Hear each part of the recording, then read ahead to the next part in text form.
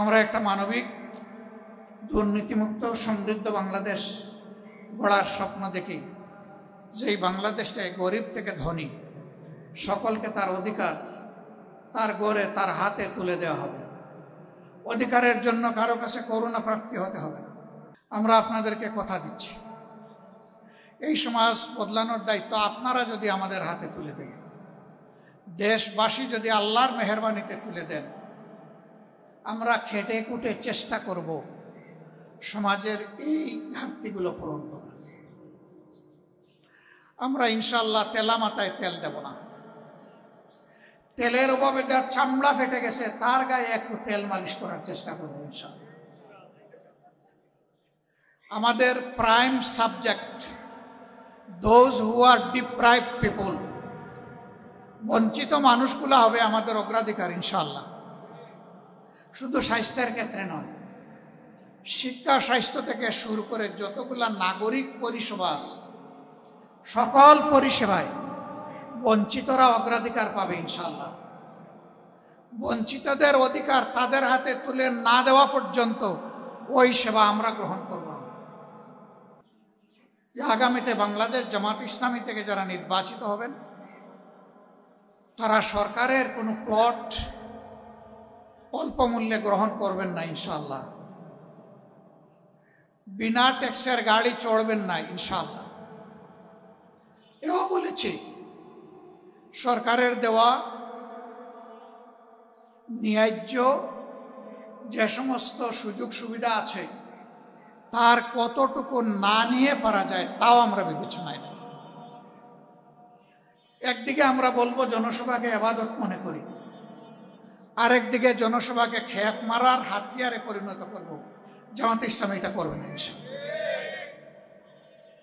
বলবেন তার কি কোনো প্রমাণ আপনারা রাখতে পেরেছেন? একটু ভাই চেষ্টা করেছি। আল্লাহর দুই বান্দা 4 দলীয় সরকারে 2001 থেকে 6 মন্ত্রী ছিলেন ভাই। বাংলাদেশের সবাই সাক্ষ্য দেয় তারা শতভাগ সৎ ছিলেন, স্মার্ট ছিলেন, দক্ষ ছিলেন। 10টা মিনিস্ট্রি যদি সেই সময় আমাদের হাতে আসতো, 10টার অবস্থা একই হতো। কেন? একটাই কারণ, তারা আল্লাহকে ভয় করতেন। মানুষ বুঝবে না, দেখবে না মানুষের কোন অধিকার হরণ হচ্ছে, কিন্তু মহান আল্লাহ সামিউন বাসির, তিনি সব শুনেন এবং সব দেখেন। তাকে ফাঁকি দেওয়ার শক্তি কারণে এই বিশ্বাস যাদের থাকে, জনগণের সম্পদে, ইজ্জতে এবং জনগণের জীবনের উপর তাদের হাত, কালো হাত কখনো পড়তে পারে না, পড়বে না ইনশাআল্লাহ। সেই বাংলাদেশটাকে আসলেই আমরা সবাই চাই। তাহলে একা বাংলাদেশ জামাত ইসলামী পারবে না তো। প্রত্যেকটি ঘর থেকে, বাড়ি থেকে, সকল পেশা থেকে, শ্রেণী থেকে সবাইকে এগিয়ে আসতে হবে। এগিয়ে এসে বলতে হবে, আমাদের সম্পদ যারা লুণ্ঠন করেছে আর তাদের হাতে দেশের চাবি আমরা তুলে দিতে চাই না। আমাদের সম্পদের যারা চৌকিদার পাহারাদার হবে, আমরা সেই চৌকিদার পাহারাদের হাতে এবার আমাদের চাবি তুলে দিতে চাই। আপনারা কি সাহস করে এই ঘোষণা সবাই দিতে পারবেন? এই কথাগুলো উপস্থিত এই মুষ্টিমেয় কয়েকজন মানুষকে আমি জিজ্ঞেস করছি না। এই আওয়াজ আজকে মিডিয়ার মাধ্যমে, লাইভ স্ট্রিমে এবং রেকর্ডেড পরবর্তী ব্রডকাস্টিং যাদের চোখের সামনে যাবে, যাদের কানে যাবে, তাদের সকলের বিবেকের পর্দায় আমার এই আবেদন। ভাই, বন্ধু, মা, বোন, মেয়ে, সত্যি যদি ভয় মুক্ত, শঙ্কা মুক্ত একটি মায়াবী মানবিক বাংলাদেশ চান, যেই দেশে প্রত্যেকটা মানুষ মানুষকে সম্মান করবে এবং ভালোবাসবে, আর জীবন দিয়ে নিজের দেশের স্বাধীনতা এবং সার্বভৌমত্ব রক্ষা করবে, এমন একটি দেশ যদি চান, তাহলে সকলের প্রতি আমার এই কথাগুলো বিবেচনা করার আবেদন।